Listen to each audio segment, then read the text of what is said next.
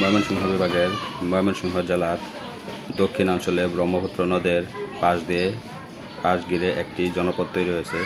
সেই জনপদের নাম হচ্ছে গফরগাঁও।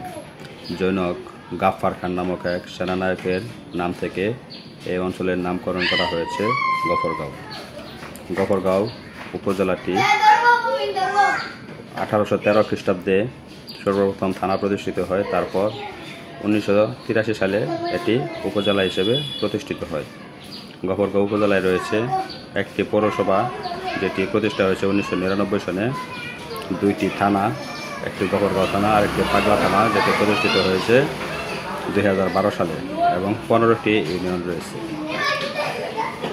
এই 15টি ইউনিয়নগুলো হচ্ছে রসুলপুর, বারোবাড়িয়া, চরালগি, শালটিয়া, যশোরা, রাওনা, মশাখালী, গফরগাঁও, পাঁচবাগ, উস্তি, লঙ্গাইর, পাইথল, দত্তের বাজার, নিগোয়ারি এবং টাঙ্গাবর।